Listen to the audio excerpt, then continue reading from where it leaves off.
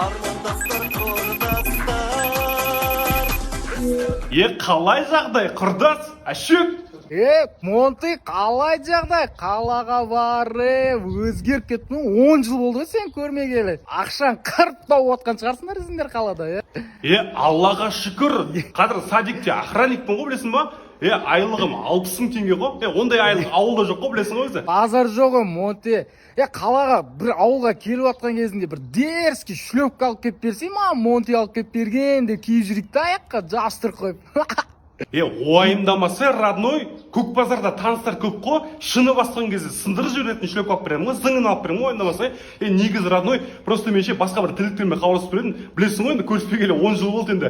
10 жыл бұрын ана мектепте, баяғыда білесің ғой, семейден бір 700 теңге қарыз алып едім ғой. Соны Біз дәуірдің мөлдіреген